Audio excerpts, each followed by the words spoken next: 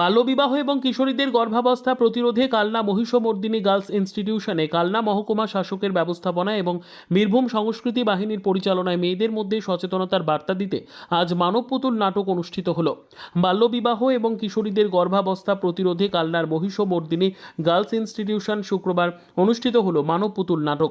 কালনা মহকুমা শাসকের ব্যবস্থাপনায় বীরভূম সংস্কৃতি বাহিনীর পরিচালনায় পূর্ব বর্ধমান জেলায় এই প্রথম আজ শুক্রবার কালনার মহিষমর্দিনী গার্লস ইনস্টিটিউশনে ছাত্রীদের সামনে মানব পুতুল নাটক অনুষ্ঠিত হয়। জেলা প্রশাসনের উদ্যোগে মূলত অল্প বয়সে বিবাহে তাদের শারীরিক ও মানসিক ক্ষতি এবং অল্প বয়সে প্রেগনেন্সি পেলে কী সমস্যা হতে পারে মানব পুতুল নাটকের মাধ্যমে পরিবেশিত করা হয়। মূলত তারা এবং দুর্গা নামক দুটি চরিত্রকে উপস্থাপন করে।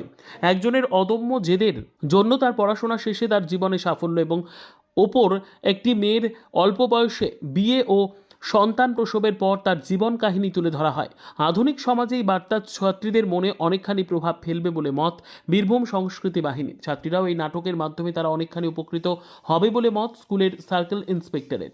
আজকে হিউম্যান পাপেটসের আয়োজন করা হয়েছিল। এর বিষয় ছিল বাল্যবিবাহ এবং যেটা আর্লি প্রেগনেন্সি এখন বেশি বেড়ে গেছে সেটা প্রতিরোধের জন্য একটা যাতে মানে কি বলবো সচেতনতামূলক একটা পাপেট শোয়ের আয়োজন করা হয়েছিল এবং এটা ডিএম ম্যাডামের নির্দেশে এবং এডিএম স্যারের নির্দেশে হয়েছিল এবং ব্যবস্থাপনায় আমাদের কালনা এসডি অফিস ছিল।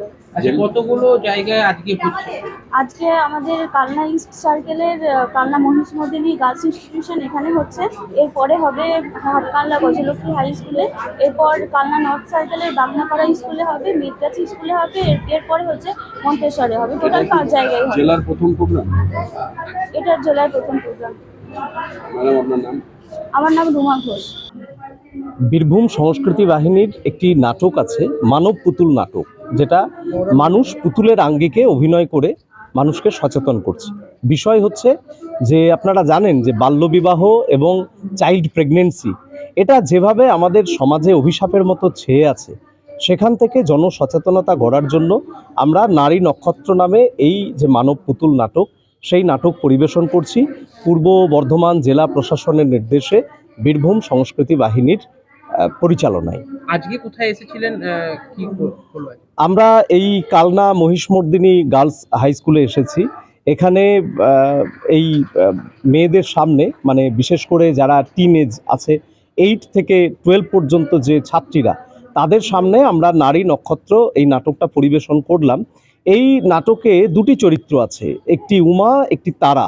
উমা যে বাল্যবিবাহ হচ্ছে এবং তার জীবনের পরিণতি কোথায় সেইটা আমরা দেখানোর চেষ্টা করেছি, আর তারা যে নিজের জীবনের লক্ষ্যে স্থির ছিল, তার জীবনের যে উন্নয়ন সেইটা আমরা দেখানোর চেষ্টা করেছি এবং মেয়েদের এটা বোঝাতে চাইছে এই নাটকের মাধ্যমে যে নিজের জীবন, নিজের যে কর্ম সেই দিকে স্থির থেকে তারপর 18 বছর পর নিশ্চয়ই সে বিয়ে করবে, সে সংসার করবে, কিন্তু তার জীবনের লক্ষ্য থেকে সে যেন বিচ্যুত না হয়, এটাই আমাদের বার্তা।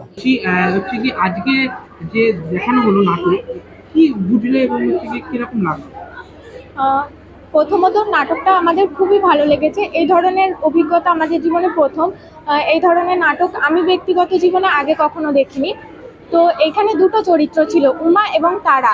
তো উমা এবং তারার চরিত্র যে বৈপরীত্যটা আমরা দেখলাম, উমা পরিবারের কথায় ভয় পেয়ে পিছিয়ে গিয়েছিল, সে তার জীবনটাকে থামিয়ে দিয়েছিল, তার ইচ্ছা ছিল শিক্ষিকা হওয়ার, কিন্তু সে তার লক্ষ্যটাকে স্থির না রেখে পারিবারিক কথা শুনে, পরিবারের লোকের কথা শুনে সে পিছিয়ে গিয়েছিল। কিন্তু তারা যে চরিত্রটি, সে তার লক্ষ্যটাকে স্থির রেখেছিল, সে জেদি ছিল এবং তার লক্ষ্যে সে এগিয়ে গিয়েছিল, ফলে সে সফল হতে পেরেছিল। তাই আমাদের জীবনে বিভিন্ন সময় ওঠা পড়া আসবে, বিভিন্ন জন আশেপাশের লোক বিভিন্ন রকম কথা বলবে, কিন্তু আমরা নারী হয়েছি বলে এই নয় যে আমরা নিজেদেরকে থামিয়ে দেবো, একটা পজিশনে গিয়ে থেমে যাব।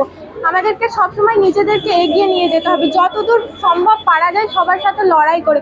নারীদের জীবনটাই হচ্ছে লড়াই করার, কারণ কথা অবশ্যই বাল্যবিবাহের এখানে দুটো এফেক্ট আমরা দেখতে পেলাম। একটা হচ্ছে নিজের লক্ষ্যটাকে কিভাবে স্থির রেখে আমরা এগিয়ে যেতে পারি, আর 2 নম্বর হচ্ছে বাল্যবিবাহের যে ব্যাড এফেক্টটা, যেমন উমা বাল্যকালে বিবাহ করলো, ফলে তার জীবনটা পুরো শেষ হয়ে গেল।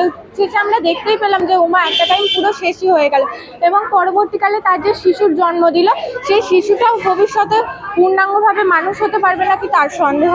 তো এটা অবশ্যই আমাদেরকে খেয়াল রাখতে হবে। এবং আমরা যেহেতু নারী এবং আমরা কন্যাশ্রী ক্লাবভুক্ত, কন্যাশ্রী ক্লাবের অন্তর্গত, কালনা মহিষমর্দিনী স্কুলে কন্যাশ্রী ক্লাব আছে, আমরা তার আওতায় আছি, এবং আমাদের প্রত্যেককে খেয়াল রাখতে হবে। আমাদের ম্যাডামরা আমাদের যেটা শিখিয়েছেন যে প্রত্যেকে খেয়াল রাখতে হবে এবং দেখতে হবে যে কোথাও কোনো ছোট বাচ্চা মেয়ের বিয়ে হয়ে যাচ্ছে কিনা, বা 18 বছরের নিচে যারা আছে কেউ পারিবারিক জবরদস্তির তে পড়ছে কিনা, আমাদের এইসব দিকে খেয়াল রাখতে বলেছেন ম্যাডামরা, এবং আমরা তার দিকে নজর রাখছি প্রখর। কিন্তু তার সত্ত্বেও কিছু কিছু ক্ষেত্রে দেখা যাচ্ছে যে অনেকে লুকিয়ে লুকিয়ে বিয়ে করে নিচ্ছে। এতে সত্যি সমাজের অনেক ক্ষতি হচ্ছে, তারা বুঝতে পারছে না। কিন্তু উমার মতো পরবর্তীকালে যখন গিয়ে তারা বুঝছে, তখন পুরো জীবনটা শেষ হয়ে যাচ্ছে। এটা যেন না হয়, এটা আমার সবার কাছে কামনা। আমি সবার কাছ থেকে এটাই চাই, সকলকে অনুরোধ করব যেন কেউ কোনো প্রকার ফোর্সের জন্য জীবনে এমন কোনো সিদ্ধান্ত না নিয়ে যায় যাতে তার জীবনটাকে সেই সিদ্ধান্তটা শেষ করে দেবে, যেটা উমার ক্ষেত্রে আমরা দেখলাম। আমার নাম তানিয়া সুলতানা।